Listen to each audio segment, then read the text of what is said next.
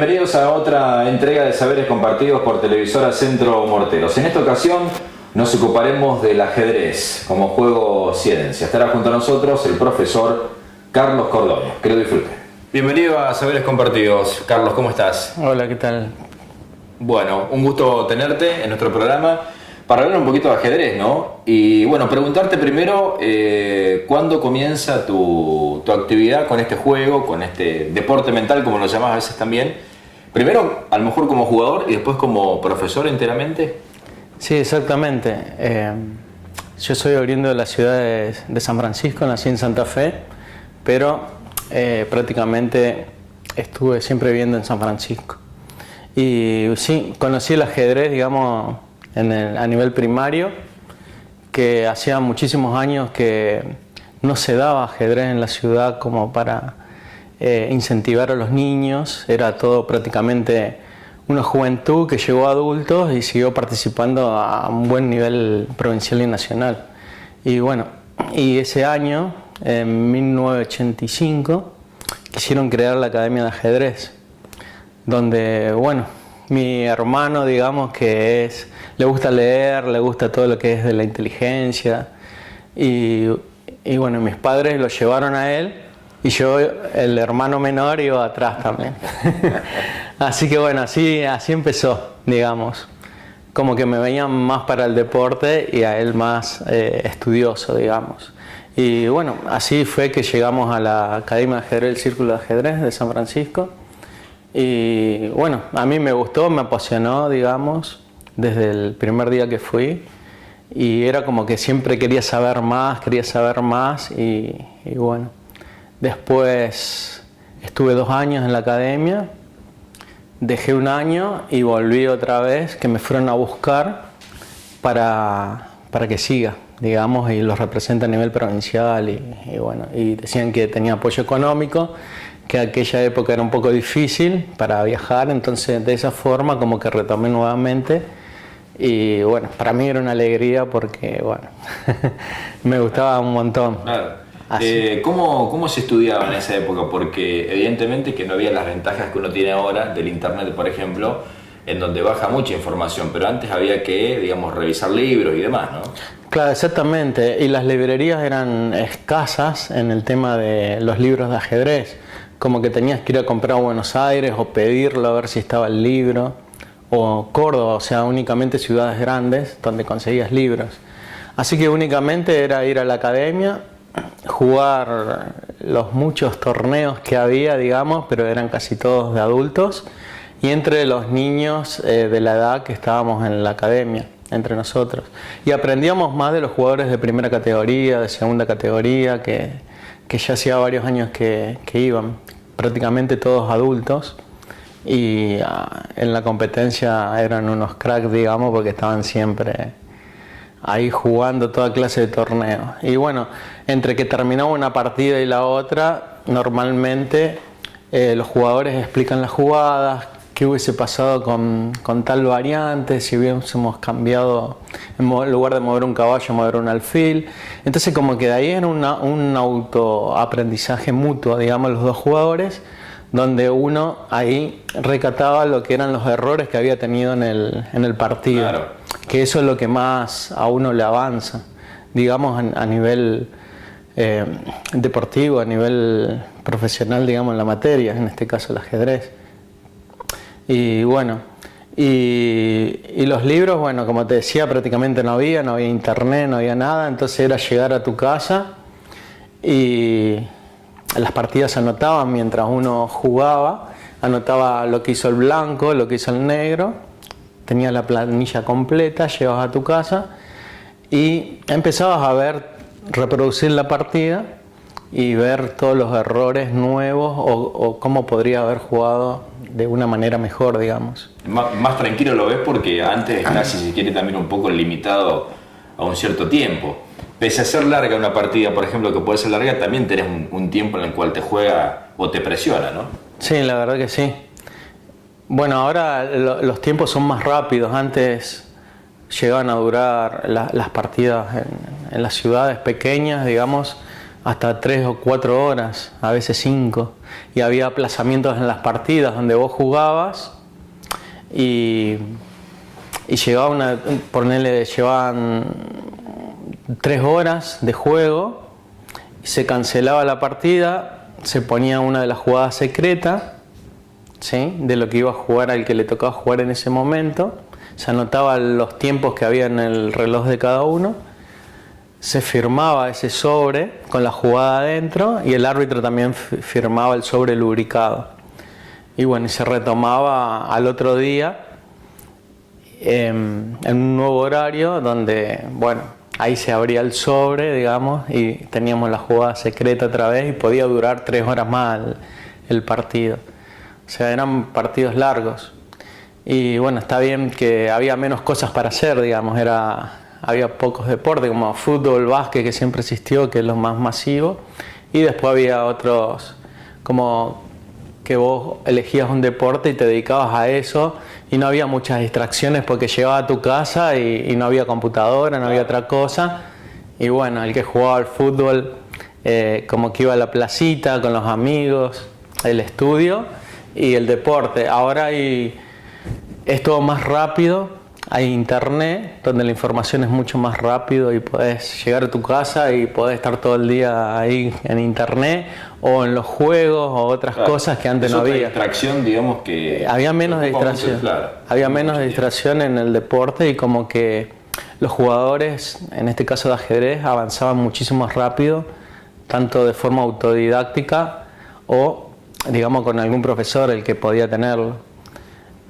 Hoy en día es más difícil estudiar el ajedrez. En ese sentido tenés que tener voluntad, digamos, y hacerte el tiempo para cada cosa, para jugar, para estar en los jueguitos, en el tema de los niños, para hacer otro deporte y bueno, y elegir lo que uno quiere progresar y decir, bueno, a esta disciplina le voy a dedicar un poco más de tiempo. Antes era 1 o 2 disciplinas y te dedicabas a eso y listo. Era como que encontrabas algo y decías, bueno, esto me gusta y le dedicas a esto. Hoy en día, bueno, hay muchas distracciones, digamos. Veo que muchos hacen deportes pero no se dedican. Les gusta y eso está bien porque hay que hacer algo a nivel deportivo, físico y bueno, y el ajedrez mental. Hay que hacerlo, hay que agilizar la mente y el cuerpo como para... Digamos, está demostrado que eso, digamos, a nivel humano, digamos, es progresivo siempre para hacer cosas con ganas, hay más oxígeno en el cerebro. Claro. En tu caso, por ejemplo, ¿cuándo comenzás a dar clases en el 9? En el 9 de julio, con el tema de chicos, en el 2001, comienzo. Yo llegué acá a Morteros en el año 1996, donde yo me dirigí a la municipalidad y ahí me derivaron al centro cultural, donde estaba Estela Candelero, que justo estaba buscando un profesor de ajedrez. Era una coincidencia, como que yo vine... Dejé el trabajo que tenía, que era técnico de fotocopiadoras, y dije, me voy a dedicar a lo que sé. Me preparé, digamos, comprando un montón de libros y reviendo todo lo que eran las clases y algunos que otros cursos pedagógicos. Y bueno, entonces como que me aventuré y empecé a ir a los pueblos cerca de San Francisco, en San Francisco mismo. Y empecé a abrir varias escuelas en el año 1996. Después cambia el gobierno en el 2000, más o menos esa fecha, y yo ya estaba en el 9, pero con los adultos, porque el 9 también en el 96 también apoyaba muchísimo el ajedrez y promocionaba también más que nada a los adultos y apoyaba cuando había eventos de chicos que se hacía a través del centro cultural. Y cuando yo dejo en el centro cultural, el 9 me llama a mi casa si quería seguir con el ajedrez porque ellos eran que lo veían, digamos, como algo necesario tanto para el adulto como los chicos y que no se dejara eso. Entonces, bueno, estaban muy entusiasmados. Ahí estaba Mirta Braida, que creo que es muy conocida acá. Siempre Mortero hizo muy buenas cosas y con un empuje impresionante, igual que Estela Maris desde el Centro Cultural. Eran como dos íconos del ajedrez en el tema de promocionarlo, apoyarlo y hacer como que se puedan hacer los eventos para los chicos, para los grandes, los viajes. Realmente muy bueno. O sea que, digamos que en el 2001 se abrió la escuelita de ajedrez en el 9 para nivel primario y secundario en el Salón Dorado de las instalaciones de la Asociación Deportiva 9 de Julio. Con el paso del tiempo vos decías que tuviste que revisar libros, por ejemplo, clases para poder dar clases. Hoy por hoy, en la actualidad, por ejemplo, ¿de qué forma te mantenés informado o te actualizás o revisás novedades? Por ejemplo, ¿tenés que suscribirte a algo? Digamos, ¿cómo es el tema hoy? Sí, hay cursos a nivel de todos los niveles, digamos, de nivel primario hasta nivel competitivo. Y tanto lo da la Federación Internacional como suele dar a veces la Federación Argentina, y si no, cursos con maestros. Hay maestros que se dedican, o tienen páginas web que se dedican a la competencia.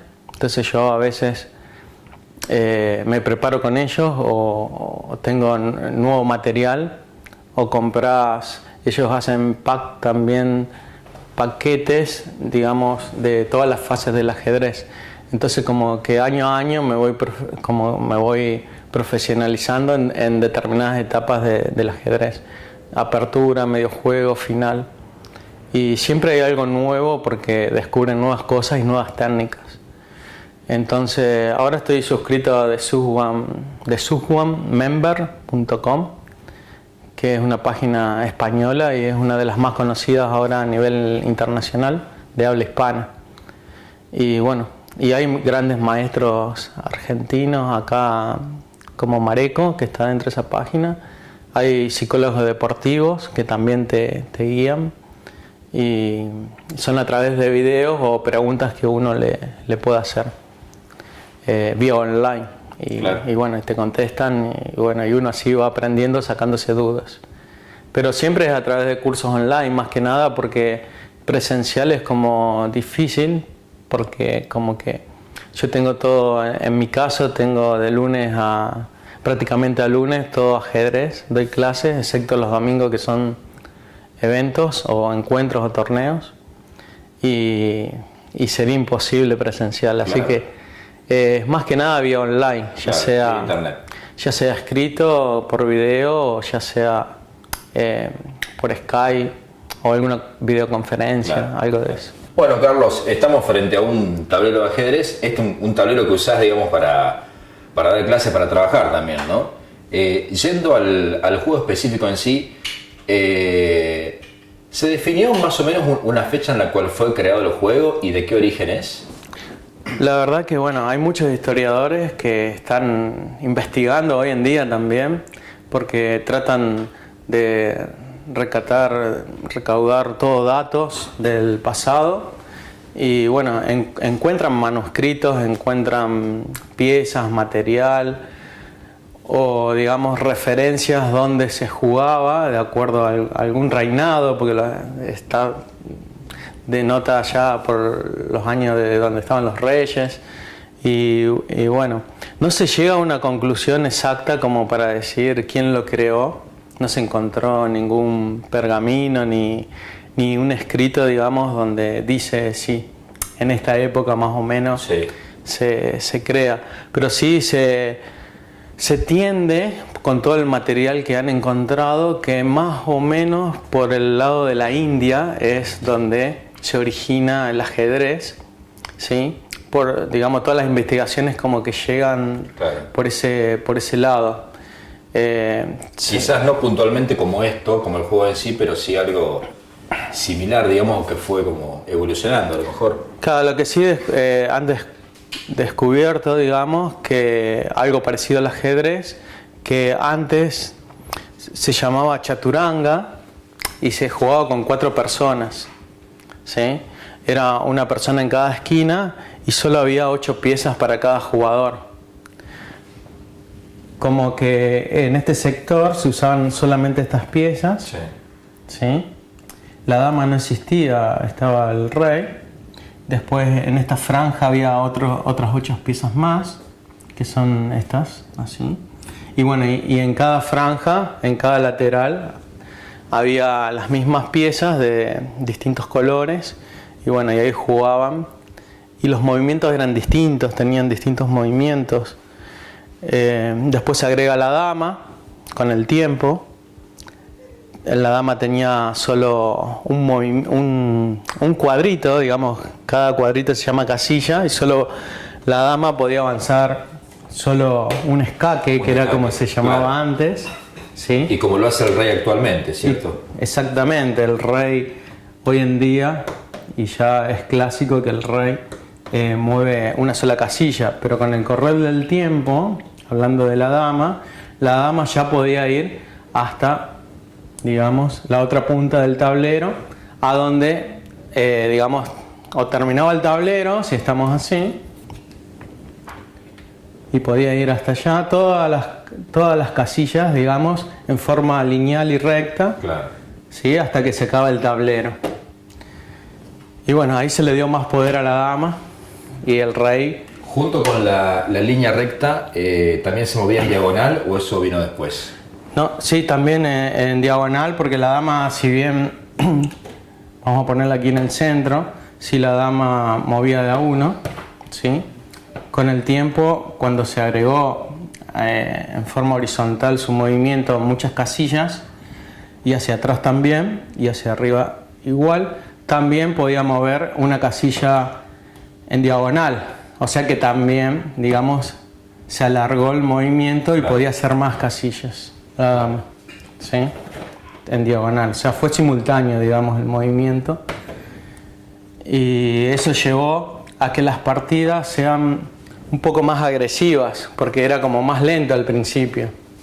Las piezas iban más lentas de a una casilla, pero cuando la dama se le dio, digamos, el poder o digamos, el dominio de ir a más casillas, como que los ataques llegaban más rápidos y... Claro. Sí, porque si no hay todo un recorrido por hacer, es como que no se llega nunca, e incluso a veces en alguna partida, aún con estos movimientos que tenemos ahora, pareciera como que si un jugador es un tanto cauteloso, se vuelve también la partida un tanto lenta. En ese sentido, se puede decir que los dos jugadores están equilibrados, que juegan como un juego óptimo, digamos, que van por los planes donde deberían ir. Entonces, cuando hay igual fuerza, es como que el primero que se equivoque es como que afloja y el otro avanza. Entonces, más o menos ese estilo.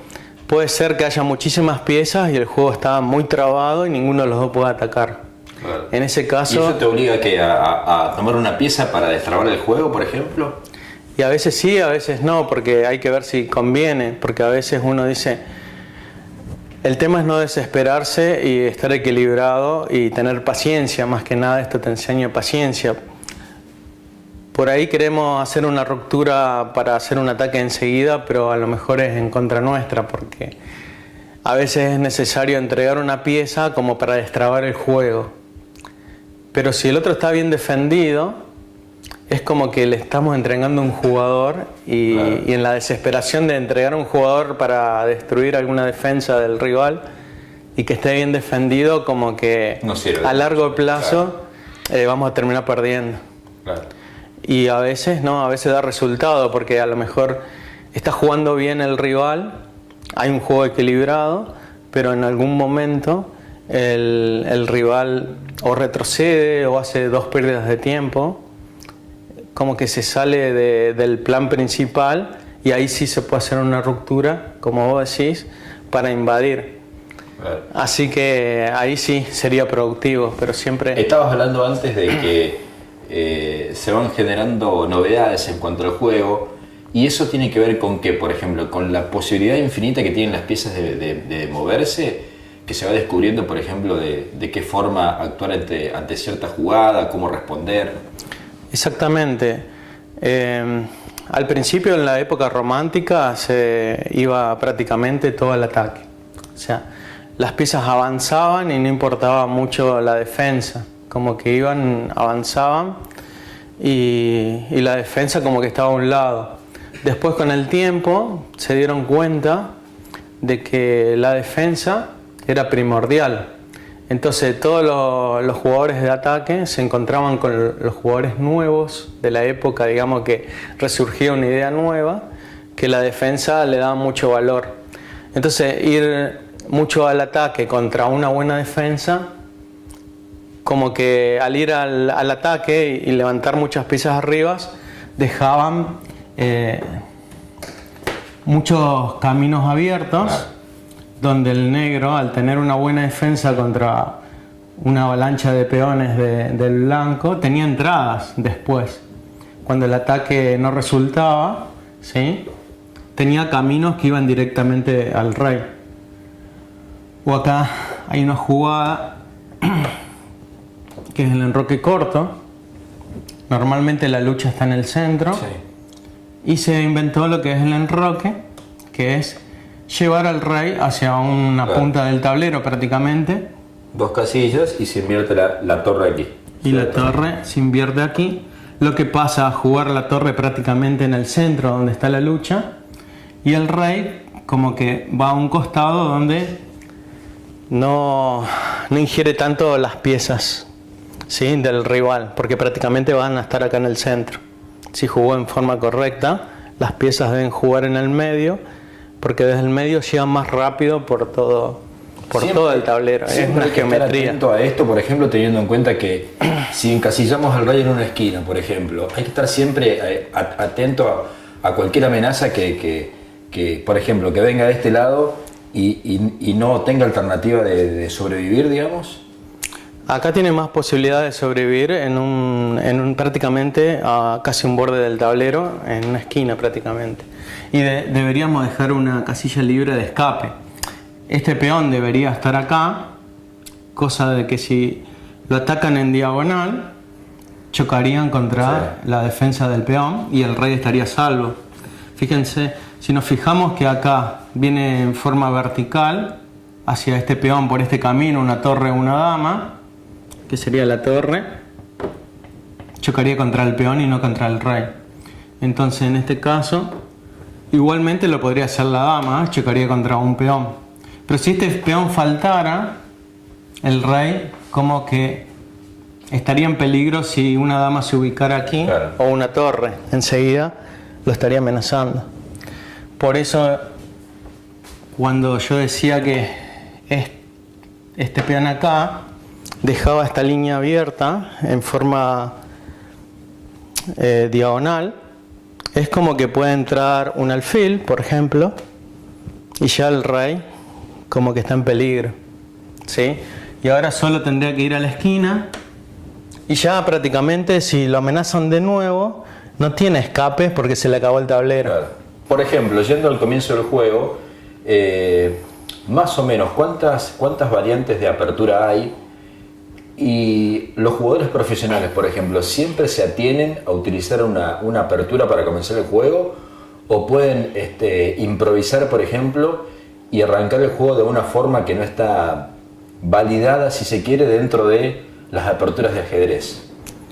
Sí, normalmente lo que le llaman aperturas, esto es lo muy rico que tiene el ajedrez, que en casi todas las fases, ¿sí?, apertura es el comienzo de la partida, ¿verdad? Y es donde tenemos que posicionar enseguida cada uno de nuestros jugadores, que serían las piezas, en una buena posición para poder luego avanzar y tratar de ganar las debilidades que ha dejado el rival, ¿sí? Entonces, lo que es apertura, hay muchas salidas. Convengamos que después de la jugada 4 hay miles y miles y miles de variantes, claro. Sí, y después se vienen millones de variantes cuanto más avanza el juego. Entonces, aperturas hay un montón, pero... Que son básicas con determinados movimientos, por ejemplo. Exactamente, pero todas se basan en el centro. Claro. Y en el desarrollo de las piezas.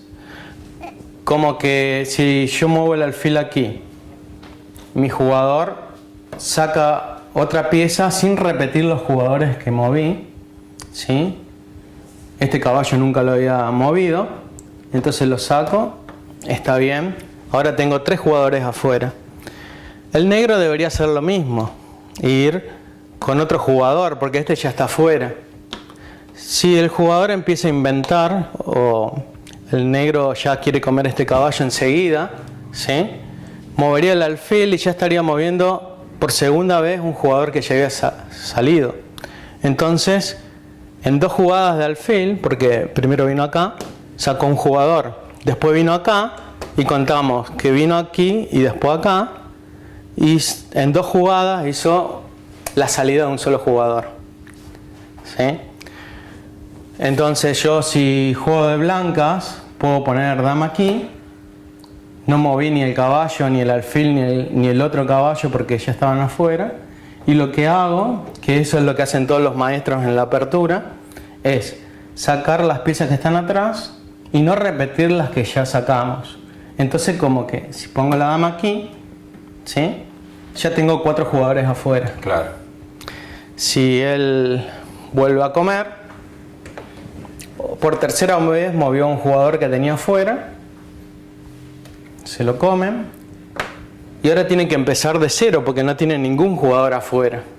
Desarrollar piezas, claro, o tener jugadores y afuera. Ya es perder un poco de tiempo si se quiere, ¿no? Y cuando quiere atacar está muy atrás. Claro. En cambio el blanco, cuando quiere atacar, ¿sí?, ya está avanzado y enseguida rápidamente podrían llegar al rey. Claro. ¿Sí? Si damos jaque mate, como habíamos puesto antes, sería una ganancia. Habíamos comido este peón en el ejemplo que habíamos dado, pusimos dama ahí, el caballo ayudaba en este punto y la dama amenaza al rey. Y protegido por el caballo. Protegido por el caballo y jaque mate, ahí perdieron las negras. Otro caso puede ser que las negras ya ven que no tienen posibilidades de ganar y van a perder en pocas jugadas. Entonces puede ser que se rinda las negras, reconociendo como caballero, digamos, o dama. Entonces reconocen, digamos, que son vencidos en el juego.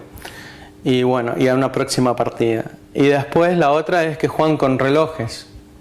Miden el tiempo. Puede ser variedad de tiempos, a 5 minutos, a 10 minutos, la partida puede durar 1 hora. Cuando se acaba ese tiempo, el jugador que agota el tiempo para ganar la partida como que perdería también. Entonces, con solamente uno de los jugadores que llame la atención de que al otro rival se le cayó el tiempo, pierde el jugador. Ese puede ser otro de los motivos.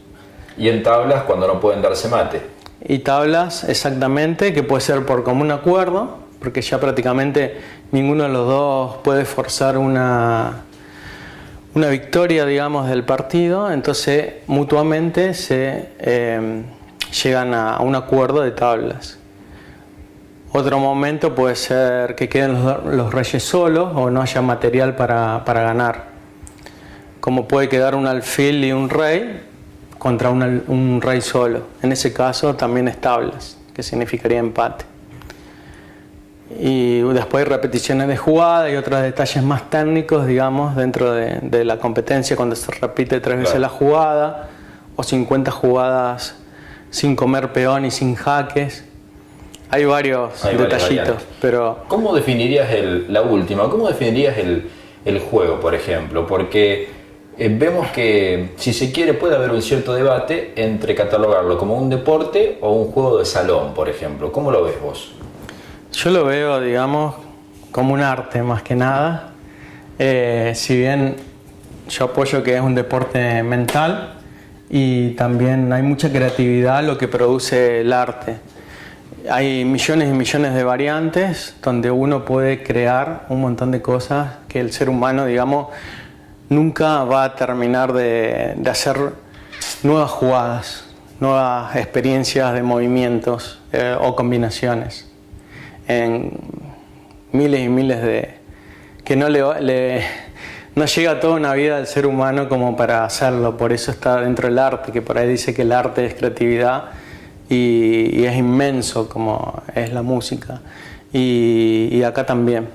Si bien está dentro de una geometría, digamos, de 8 casillas por 8 casillas, ¿sí? Ahí se dan infinidades de variantes y dicen que hay más combinaciones que átomos en el mundo. Entonces, con lo cual es bastante. Es bastante, entonces bueno. Me gusta mucho la creatividad y el intelecto, la investigación y el análisis, que esto tiene una profundidad de análisis, digamos, que bueno, satisface más o menos como lo que es la matemática, pero a través de un juego, algo así. Gracias por tu tiempo. Bueno. Un placer, Carlos. A ustedes. Muchas gracias.